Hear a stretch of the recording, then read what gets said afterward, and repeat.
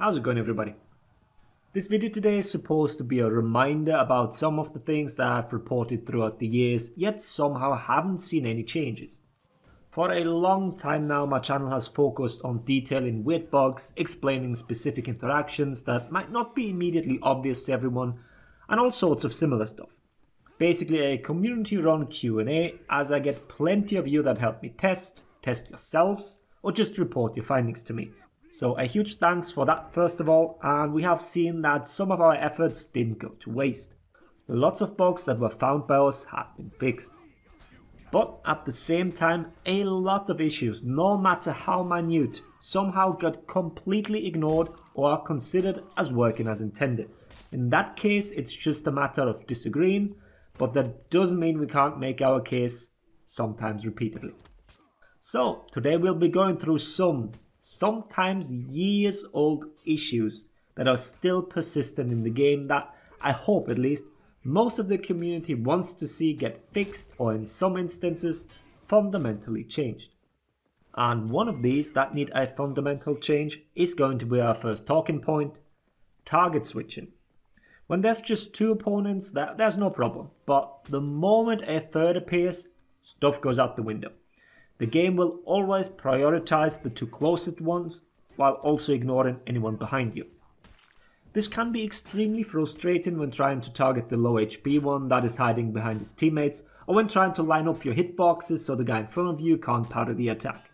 The reason why you want to switch is kind of irrelevant. It's the fact that it's impossible to target the third player unless you either completely reposition, which in most situations isn't really feasible, or, which is an even stupid idea, you unlock and manually aim at the person you want to target. Because there clearly isn't something like extended out of lock stagger or a relock penalty of 300 ms. It is beyond frustrating when you simply can't target the correct person. It does make sense that the game prioritizes the targets closest to you, no doubt, but the fact that we do not have a cycle through all targets button is mind-boggling. Even the fucking keybind is called that, cycle target. So will it sometimes take me 3 or 4 button presses to get the guy that I want to target? Yeah, but I'd rather press it like 5 times and get the correct target than press it 17 times and still not target the right opponent. This is an incredibly simple mechanic that even Assassin's Creed gets right. A game that runs on the exact same engine, so it's not some weird limitation or anything. Replace what we currently have or give us an additional keybind. I don't care, but targeting in this game can sometimes be infuriating. It doesn't have to be anything fancy like cycle in the direction of my movement stick or whatever. Just cycle through all targets that are currently within lock-on range. Tons of people would be happy about that, I promise you that. Next topic, the feed rally call. What did you say, Freeze? Rally call? I don't know what that feed does. Well, I don't blame you, because that feat has not worked for a single day since its official introduction to the game with Marching Fire. The last and only time we've seen it work, and oh boy did it work, was during the open test of Marching Fire, shortly after its announcement at E3. The feat is supposed to give TND's teammates a damage buff which increases the lower the health of the TND is. This is supposed to synergize with the rest of his feats, getting a life leech ability when low, or getting an additional shield when reaching a specific health threshold. The whole character is supposed to thrive in, and then recover from critical health. The problem with the feat is that instead of its intended range, which we guess is supposed to be 5 meters, it is only 0.5 meters. Because the only way to get the damage buff is to directly stand on top of the TND. Okay, so a little history lesson then. During the time the feat was working, it was absolutely broken. Both the range as well as the damage buff itself was strong as hell. At critical health, the damage buff would be as high as 80% if I remember correctly. You'd basically have a TND dance around with Dragon Dodge while non-stop refreshing the buff. When doing almost twice the damage and some of the opponents desperately trying to target the TND, you know, target swapping and all that, well then it's not that hard to win the teamfight. There was no doubt that the feat needed addressing, aka a massive nerf similar to TND as a character. If you're not familiar with it, I made a whole video back in the day detailing why TND was probably the most broken hero released until that date. But then when Marching Fire actually launched, both the hero as well as the feat were a former shell of themselves. Well, the feat hasn't worked since. And let's be honest, adjusting the range can't be that hard. It's become a running meme in my Discord to test Rally Call every time there is a patch, and until this day, it hasn't been fixed, not even by accident. Then, Shugoki, and all of you know what's coming now, Demon's Embrace Recovery. Why in God's name is that one still 2 seconds? Why the actual fuck can I roll away, put myself out of stamina, and then still get a top heavy, and whatever heavy does more damage? It's gone beyond comical at this point. We have reached sad a long time ago.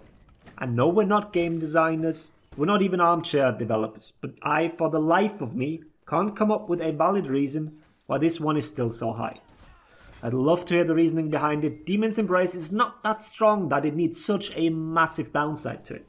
Yeah, it heals, but at least follows basic rules, unlike let's say Caber Toss, which confirms even more damage. It doesn't have nearly as bad a recovery while pretty much functioning the same in terms of usage. Shugo might be in a much better position since the Core Combat update and the more or less standardization of a lot of recoveries, but having this one extreme outlier stick out that much just makes me question the thought process behind it. The character greatly benefited from better recoveries, but somehow the developers are still holding on to the 2 seconds of the hug. Feel free to try your luck in trying to come up with a possible explanation. But moving on, Warlord's Crashing Charge and the fact that he and his target receive super armor while in the move. Every single carry move, be that Stampede Charge, Impale, Warmonger's Impale, whatever the name, every single one of them is interrupted by damage and dashes, meaning none of them have either hyper nor super armor, while Crashing Charge is completely immune to everything, on top of not having any damage reduction akin to moves like Jungjun's Choke.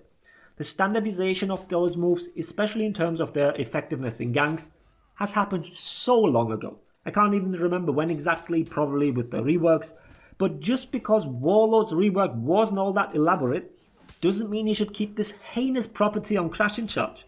This would make the move weaker, definitely, but it's first of all not that hard to guarantee in the first place, and second of all, it still guarantees lots of damage on top of the chance to get an instant kill. I don't think this is simply an oversight. We've had this for too long now.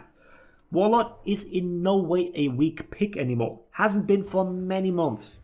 Super armor on Crashing Charge is just obnoxious and completely unneeded, while undermining the depth of team fights that build on the concept of punishing punishes. Maybe I'm oversimplifying this here, but every time I can't stop the ledge, despite paying attention and trying to interrupt, it just feels a little unfair. Crashing Charge is wind about enough, at least bring it in line with similar moves. And on top of all that, we have tons of small issues, like Shaman's left throw into Bite, Valkyrie's second left heavy feint into GB. Or God forbid we try and bring up the topic of single pick again. I'm so glad that Reddit saved us from that. Dodged the bullet right there, lads. Can't have it that some random clown can't play the Crusader Knight every single fucking match. It's always very enjoyable when you see back-to-back Umbral Shelter or whatever other shit there is. While the devs aren't exactly innocent when it comes to fixing this game, the community is probably its own worst enemy. The sheer amount of dumb shit I see every single day is just mind-boggling. And the sad part is that a lot of them can't even see that it is they themselves that stand in the way of this game becoming more enjoyable. But seriously, if there's interest for another video like this where I list a bunch of small, really old issues, then let me know. With this one today, I just wanted to address some that can be seen pretty much daily and have a significant effect on the game. Feel free to share your own worst bugs or issues that you encounter regularly. Just don't get started with revenge, as that deserves its own video entirely, soon actually. With that said, I hope the video was helpful. Thanks for watching. Laters everybody.